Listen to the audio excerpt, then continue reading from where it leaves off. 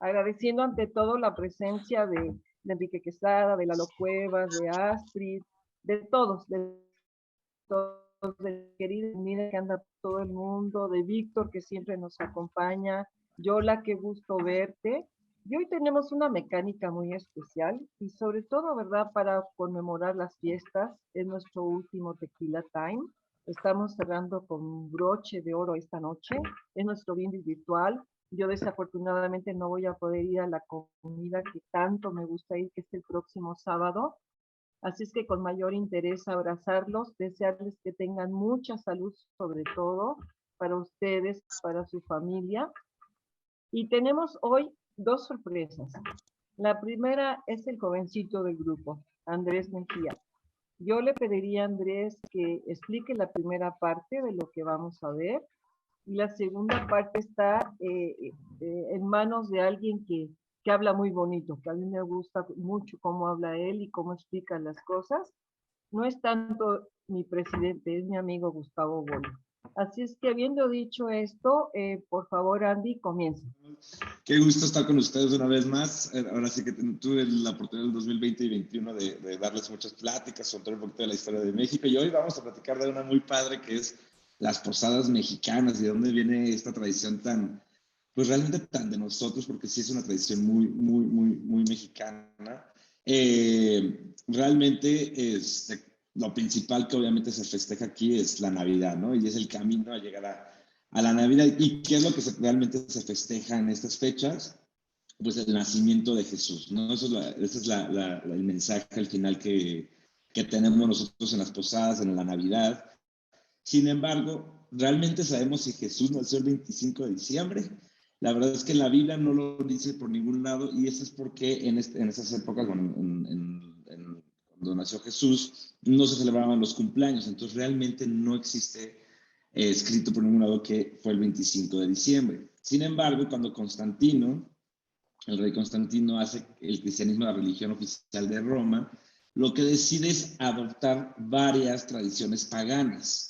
Entre ellas, una de las más importantes, que es el Sol Invictus. Que el Sol Invictus era pues, básicamente el solsticio de invierno, era una celebración muy importante pagana, y deciden poner esta fecha como el nacimiento de Jesús, ya que representa justamente una celebración hacia el sol, y Jesús se vuelve pues, la luz del mundo, ¿no? Eso es como que la idea y la imagen atrás de la Navidad.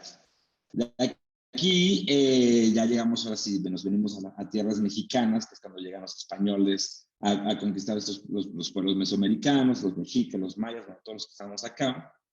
Y empieza, después del proceso de la conquista, pues el proceso de la evangelización. Aquí, pues obviamente es un proceso de convertir a todas las tradiciones y buscar la manera de que los pueblos indígenas y prehispánicos pues encontraran a Jesús y toda la parte del cristianismo y catolicismo. Y en el imperio mexica existía ya algo también parecido al solsticio de invierno, que era el Panquetzalitzli, que era una celebración. Bueno, aquí vamos a regalar un premio, no me acuerdo que tenemos algunos premios aquí para los que no están afuera y también para los que están aquí. ¿Alguien sabe a qué dios se celebraba en esta época? Digo, está ahí en la imagen, a ver, vamos a ver que también saben de historia mexicana. Lo pueden decir, lo pueden escribir, la primera persona que lo diga o lo escriba se va a ganar un tour a Cuernavaca y Taxco. Está arriba de la pirámide. Sin miedo al éxito, sin miedo al éxito. Ustedes pueden. No es Quetzalcóatl. No, no es Quetzalcóatl. Vamos, anímense a contestar para que se lleven el tour. No, no es Quetzalcóatl. El logotipo de Mexitours. Ya, por ahí lo puso Chema, el logotipo de Mexitours. No, ok. Huitzilopochtli. Ya lo puso Chema. Huitzilopochtli, exactamente. Ya lo puso Chema. Tlaloc. No, es Huitzilopochtli, así es. Gané. Muy bien, Nos vamos Chema. a apuntar, Chema. Justamente en esta época era una celebración que ya los mexicas tenían aquí en México, que era una celebración de 20 días, duraba 20 días, la celebración empezaba el 6 de diciembre, que era justamente celebrando al dios de la guerra, a Huitzilopochtli. Esta celebración normalmente era muy, me imagino que debe haber sido hermoso estar ahí porque llenaba las pirámides de banderas y estandartes. La gente cocinaba en sus casas y le compartía a la gente que no conocía, a los extraños. Se volvió una convivencia bastante interesante aquí, que de aquí pues se empieza a adaptar un poquito lo que son hoy en día las posadas. En eso tenemos un fray, que es el fray Diego de Soria, que él estaba en el convento de Acolman, que está aquí en nuestra Teotihuacán, y encuentra una tradición, bueno, encuentra una oportunidad dentro de esta tradición para adaptarla a la evangelización, pues justamente para ayudar para la evangelización. Él se le ocurre la idea de juntar esta tradición prehispánica con lo que es las posadas de hoy en día. Entonces, él lo que le pide es al Papa Sexto V, porque en este momento pues, las misas no eran de noche, las misas estaban prohibidas de noche, eran solamente de día. Entonces, le manda una carta al Papa Sexto V para ayudar, bueno, para pedir permiso de poder dar misas de noche, ya que esta celebración realmente se hacía de noche. El Papa Sexto V le da el permiso y de ahí es donde se empieza a formar, se me está trabando un poco la compu, perdónenme, se crean las misas de aguinaldo, que en vez de ser 20 días antes de la celebración, se llevan 9 días antes de la Navidad, ya que estas misas de aguinaldo, el aguinaldo realmente significa regalo. Entonces era como unas misas del regalo a la fe. Se les daba frutos, se les daba comida también para ayudar pues a este proceso de convertirlos en lo que es el catolicismo y el cristianismo. Los 9 días representaban los 9 meses de embarazo de María. Entonces, realmente, por eso se fue que se escogieron 9 días antes de la Navidad. Y cada día representaba algo diferente. Realmente cada día, el primer día representaba humildad, el segundo día fortaleza, el tercero desapego, caridad, confianza, justicia, pureza, alegría. Y el último, lo que es la generosidad. De aquí, después de la misa, se hacía una peregrinación, caminaban por los pueblos, justamente representando el camino que tuvo que tomar José y María para llegar a Belén, para poder dar a luz a Jesús. Y de aquí se hace una pastorela, que las pastorelas justamente son estas representaciones, estas obras teatrales que representan justamente la historia de Jesús y María y el nacimiento de José y María y el nacimiento de Jesús. Un dato curioso aquí, si no se han percatado, las pastorelas nunca se dan dentro de una iglesia.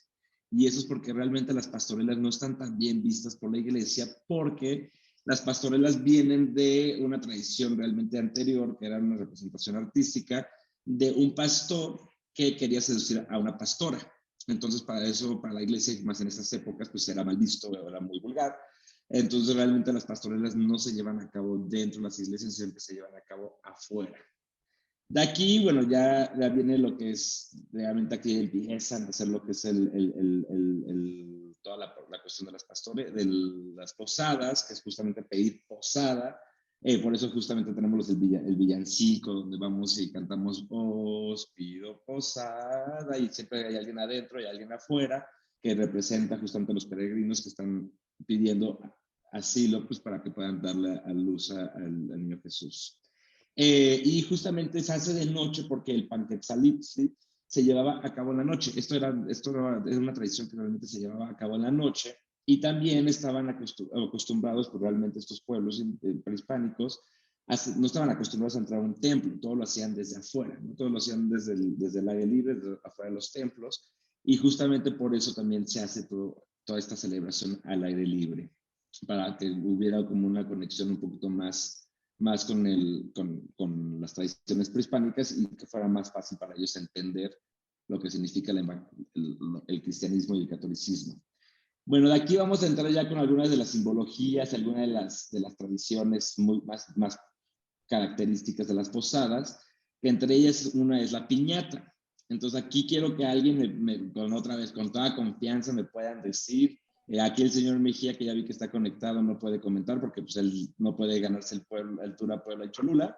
Sin embargo, los demás, si alguien quiere alguien se sepa alguna simbología tras la piñata, por qué o por qué existe la piñata. Aquí ya nos puso Edelmira, muy bien Edelmira. Dice, los 7 picos representan los 7 pecados capitales. Así es. Justamente, la piñata original eran 7 picos, es como la tenemos aquí en la imagen que sigue. Los 7 picos, como ya lo dijo Edelmira, que ya se ganó el tour a Pueblo de Cholula. Ahí te esperamos, Edelmira, yo me voy contigo también. Tú ya conoces toda la República, ya lo estuvimos hablando que tú estás en todos los clubs, así que, pero bueno, para que te refresques un poquito de ahí también de Pueblo de Cholula. Pero la piñata representaba los 7 pecados capitales, era muy colorida, como se ven en las imágenes, porque eso representaba la tentación. El palo, digamos que era una manera como de destruir el mal y la tentación en los 7 pecados capitales. Nos vendaban los ojos porque esto representaba la fe ciega. Entonces es toda una simbología atrás, y el momento de derribar el mal o de no caer en la tentación, pues éramos premiados con frutos y con dulces. Entonces esto es lo que realmente la simbología atrás de la piñata. Y yo sé que la piñata, yo creo que a nivel internacional, todo el mundo que ve la piñata dicen, lo primero que piensan es en México, ¿verdad? Es lo que yo creo que muchos también de nosotros decimos, la piñata es mexicana. Pero realmente la piñata no es de México, tristemente, es originaria de China. Fue Marco Polo que la encuentra en uno de sus viajes por allá, se la lleva a Italia, lo empiezan a implementar en las festividades del fin de año de Italia, y de ahí, bueno, por el tiempo fue emigrando y llegó aquí a México. También había un juego maya que eran barrijas, no eran las piñatas como las conocemos hoy en día, pero eran eran de barro, que también tenían frutos y comida dentro, y era un juego para romperlo y se les daba. Entonces combinó un poquito esta tradición china, que antes no eran estrellas, lo que hacían los chinos era realmente una representación de animales. Inclusive pues, Marco Polo habla de un burro que lo ve como formado como lo conocemos las piñatas. Y con esta parte de los mayas, y también algunos aztecas también tienen una tradición donde era el barro y metían tesoros y diferentes joyas dentro de la piñata y se rompía y bueno, se daba. Pero al fin y al cabo la intención aquí era dar el fruto de la fe, ¿no? Esa es la intención a través de la piñata, y fue una manera como que también para que se relacionaran un poquito más con las tradiciones prehispánicas y las españolas. Después de la independencia. También significa que recibes los dones del Señor una vez que has vencido al mal. Exactamente. Por eso la abundancia que cae de la piñata. Efectivamente, gracias, Gus. Después de la independencia se dejó atrás realmente, digamos, la independencia, y esta tradición se fue perdiendo mucho en los pueblos, se fue perdiendo en muchos lugares. Sin embargo, fueron los fieles los que lo conservaron esta tradición, y fue que nos lo empezaron a llevar a sus casas y empezaron a llevar a cabo todas estas tradiciones dentro de las casas, como lo vivimos hoy en día, porque realmente hoy en día, inclusive ahorita tuve que cerrar mis ventanas porque aquí mis vecinos tienen una posada bastante buena, a pesar de que la empezaron antes, pero aquí se escucha la música bastante fuerte ahorita de los vecinos. Ya las llevan a sus casas y siguen manteniendo esta tradición y estas posadas, pero ya en las casas de cada uno. Realmente las posadas es reunirnos bueno, obviamente es celebrar el camino de María y José para llegar al nacimiento de Jesús, es para disfrutarnos también en familia, para ver a nuestros seres queridos, para ver a nuestros amigos, a ver a la gente que queremos, celebrar en conjunto. Algo típico obviamente es llevar comida típica, muchas familias, cada tío o tía lleva una comida, un platillo diferente. Tenemos lo que es el ponche, ¿no? Que también es algo muy tradicional de aquí de las posadas. Yo creo que todos ya nos emocionamos con este frío, tomarnos un ponche. Que también aquí otro dato curioso, el ponche no es mexicano tampoco, aunque yo creo que muchos pensaban también que es de México.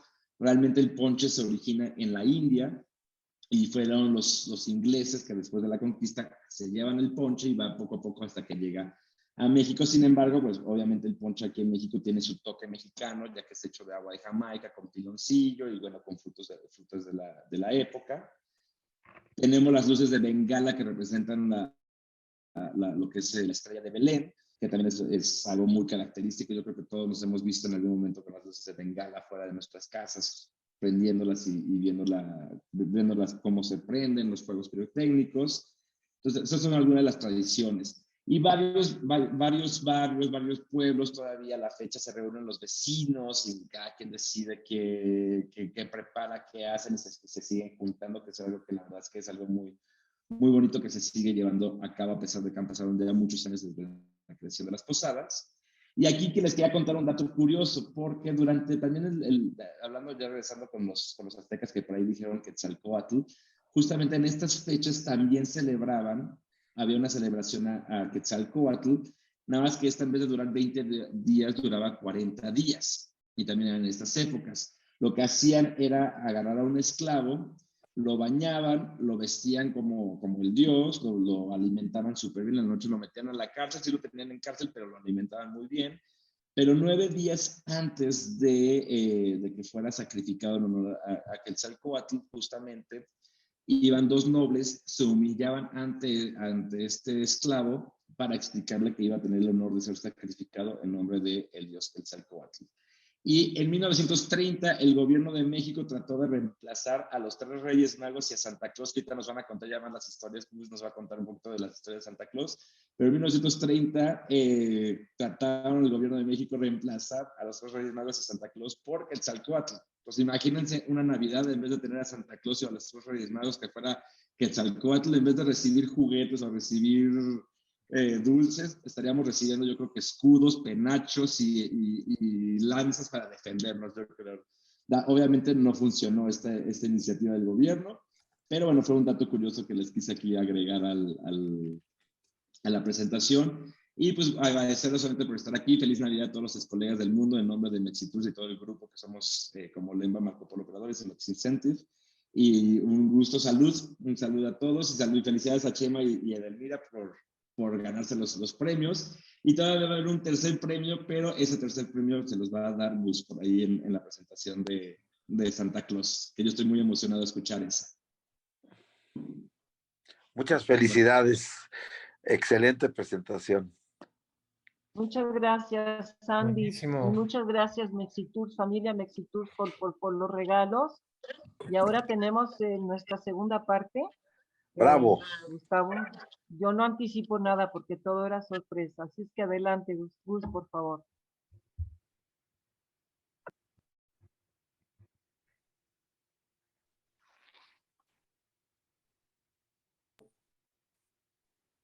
¿Ya nos vemos ahí? Sí. Perfecto. Sí, perfecto, Gus. Perfecto. Muy bien, pues vamos a continuar con esta noche de tequila, donde además pues aprovechamos para brindar juntos y seguir compartiendo la amistad. Y en esta segunda parte pues vamos a hablar de Santa Claus, vamos a hablar de Papá Noel, vamos a hablar de San Nicolás de Bari. Y cuando nos referimos a ellos, pues es algo que se impacta en la Navidad. De pronto la Navidad se pinta de rojo, se pinta de verde, empezamos a ver barbas, gorros por todos lados, pero muchas veces no entendemos por qué los niños escriben una carta, por qué ponen una bota y por qué piden juguetes o esperan que en la Navidad reciban un beneficio. Pues vamos a platicar un poquito de todos estos temas, ¿no? Y la pregunta es, ¿qué tanto sabemos de Santa Claus? Muchas veces estamos influidos por el comercialismo de la temporada y de la época en la decembrina en la que empezamos a ver a Santa Claus, pero realmente los orígenes son mucho más relacionados con la iglesia, con el catolicismo, con el calvinismo, con las diferentes tradiciones, con las conquistas de países y con, aunque no lo crean, con el sufrimiento de las personas. Y como siempre la bondad de una persona al final se convierte en una oportunidad para representar lo que se espera de nosotros, que seamos santos, que santifiquemos nuestra vida, que la pongamos por el bien de otros y nos entreguemos y demos nuestra vida por los demás y compartamos lo que tenemos. Y eso es exactamente lo que significa San Nicolás de Bari. Cuando empezamos a buscar los orígenes de Santa Claus, pues tenemos que irnos a la antigua región de Licia, lo que hoy es Turquía, concretamente en la ciudad de Tara, donde nace un niño alrededor del año 270 después de Cristo, en medio de una familia acaudalada, de mucho dinero. Nicolás crece con una educación donde le enseñan a compartir, donde le enseñan que hay que ayudar a los demás, y esa abundancia se empieza a dar en su vida poco a poco y a medida que va creciendo. A la muerte de sus padres, y obviamente de heredar una gran fortuna, ese carácter piadoso y generoso que lo formó, lo ayuda a repartir su patrimonio entre los pobres. Y después se va a vivir a la ciudad de Mira, en donde por la casualidad se hace obispo de la iglesia y se convierte en una leyenda porque empieza a ayudar a grupos religiosos en un templo. Un día deciden nombrarlo obispo porque están reunidos todos los sacerdotes y deciden que la primera persona que entre por la puerta la van a hacer sacerdote. Y resulta que Nicolás iba a hacer oración, lo eligen por aclamación y en ese momento se vuelve un sacerdote. Él muere en el día 6 de diciembre. Hace 2 días se celebró el día de San Nicolás de Bari, en el año 352 en Mira, aunque sus restos fueron trasladados a Italia, a la ciudad de Bari. Mucho tiempo después, cuando vino la conquista musulmana de Constantinopla, y para proteger sus reliquias, pues tuvo que huir del Islam. Así que se va hacia Italia, y ahí es donde se le conoce después con todas estas historias que se van narrando a nivel occidente. Con el tiempo, San Nicolás se hace muy famoso, hay muchas leyendas alrededor de él, porque decían que él ayudaba a los niños, que siempre repartía juguetes, repartía dulces y estaba pendiente de las gentes que necesitaban y su riqueza estaba al pendiente de los demás. Como tenía un vestimenta eclesiástico, entonces su ropa era de color blanco, de color rojo, además tenía una barba que lo ayudaba a protegerse del frío en las épocas, y entonces poco a poco empezamos a tener esa imagen que conocemos del Papá Noel o de Santa Claus más adelante. Estas historias de Santa Claus y de repartir dinero y de ayudar nacen más o menos en el año 1964 y llegan a América cuando los inmigrantes holandeses llegan a la ciudad de Nueva York, que recibe el nombre inicial de Nueva Ámsterdam, con las costumbres de una persona que ellos llamaban Sinterklaas o San Nicolás, que era su patrono. Sinterklaas, y en la forma en la que lo empiezan a pronunciar en América, se vuelve Santa Claus o Santa Claus, como de pronto lo conocemos. En 1809, un escritor en Washington, Irving, escribió una sátira que deformó al santo holandés en esta palabra que hoy conocemos, que es Santa Claus, o Santa Claus, que venía de Sinterklaas. Fíjense qué interesante esto, porque les va a gustar mucho esta historia. El poeta Clemente Clark Moore, en 1823, publica un poema donde le da cuerpo al mito de Santa Claus de llevar regalos y reconocer la bondad de las personas cada año.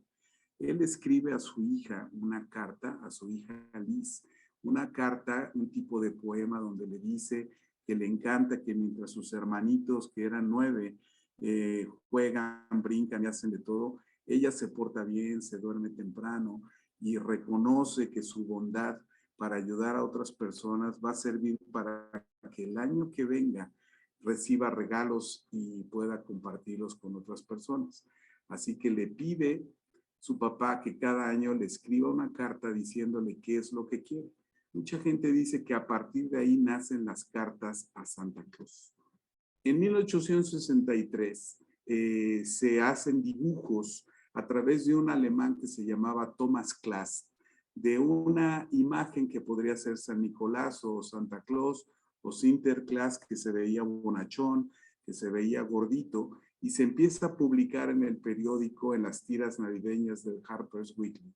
Y es como la gente empieza a reconocer a un hombre alegre, a un hombre gordo, vestido de rojo, y empiezan a alinearlo con el trineo, con que vive en el Polo Norte. Después, más o menos, Santa Claus es llevado a Inglaterra, de ahí a Francia, y ahí vienen otras fusiones de nombres que existían en Europa, como en Bohème Noël, y de ahí nace el famoso Papá Noel, que también es muy parecido a Santa Claus porque vestía de blanco, con vivos dorados, y se fijan, viene una serie de simbolismos que nos empiezan a dar la vida de Santa Claus. A partir de un anuncio estadounidense de Lomen Company, se crea la tradición de que Santa Claus vive en el Polo Norte, porque sus vestidos son gruesos, porque la barba es blanca y se parece a la nieve, y entonces lo suben a un trineo y lo empiezan a deslizar en la nieve, lo alinean con los renos y empiezan a darle tradiciones de zonas frías y del Polo Norte. En el siglo XIX, pues Coca-Cola se convierte en una de las empresas más poderosas y de mayor comercialización y toman la imagen que había creado Thomas Nast sobre Papá Noel para crear una imagen nueva de lo que querían que fuera la Navidad. El dibujo representaba a Santa Claus, pero lo que dibujaban era una persona llena de alegría, una persona que fuera bonachona, y le encargan al dibujante sueco Hafton Sundum que remodele la figura que había diseñado originalmente Thomas Nast en las tiras de Navidad en el siglo XIX, para que se viera más humano y más creíble.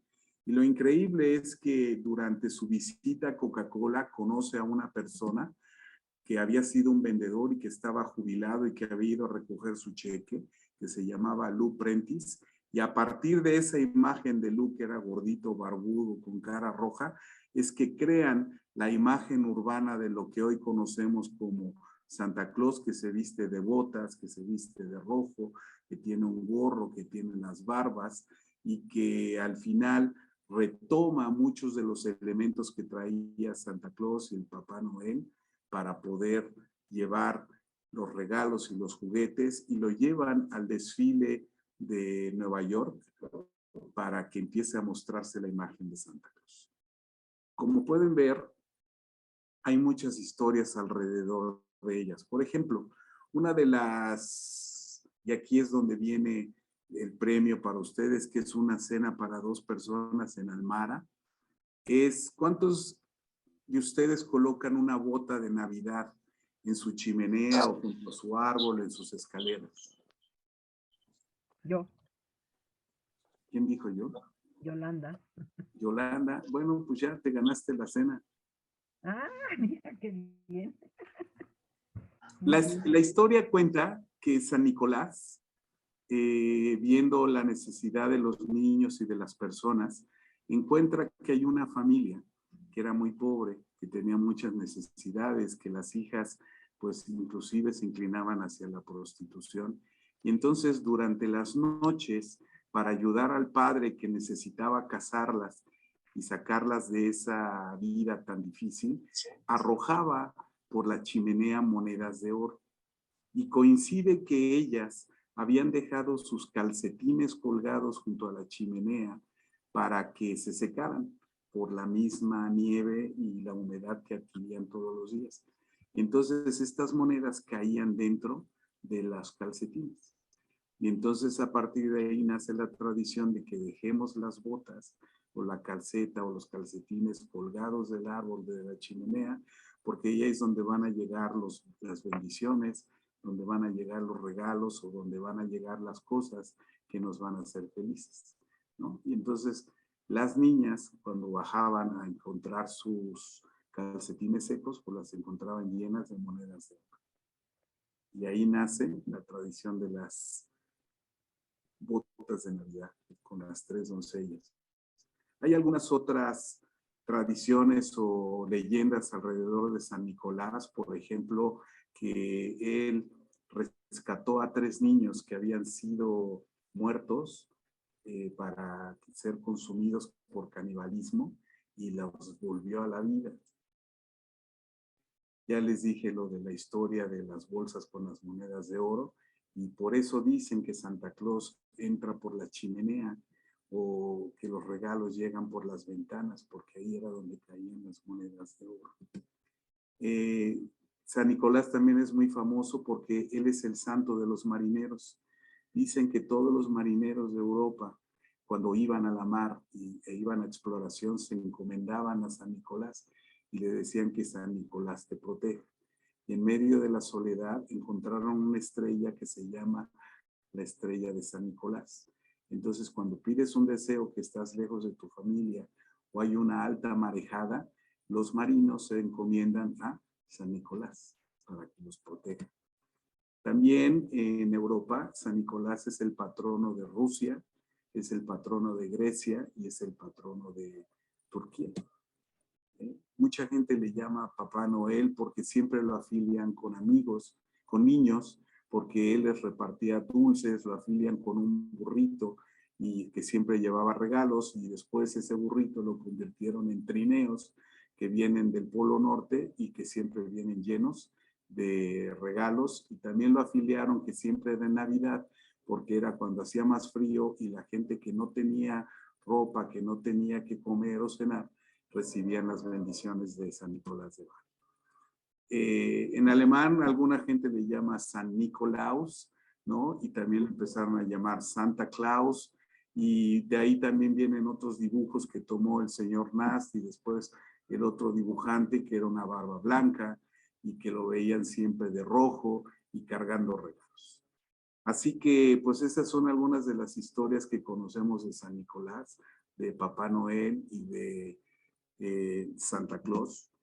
Muchos de nosotros en América lo afiliamos con el nacimiento del Niño Dios. Hay niños que los invitan a que le pidan regalos al Niño Jesús, o que le pidan a los Santos Reyes, y cada vez menos los niños de cierta clase social no le piden a Santa Claus, sino le piden al Niño Dios. En Europa, también en América del Sur también es muy común que le pidan al Niño Dios y no le pidan a Santa Claus, porque siempre se relaciona, desgraciadamente, el Santa Claus de la Coca-Cola con lo que fue un santo. Además, San Nicolás de Bari fue el primer santo que no murió en martirio, un santo que murió de vejez y que sus reliquias se encuentran actualmente.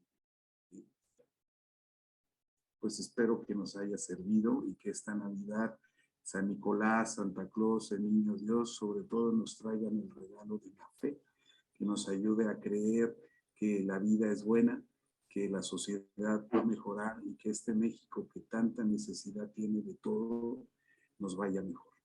Muchísimas Qué gracias. bonito. Muchas gracias. Muchas felicidades. Muchas gracias.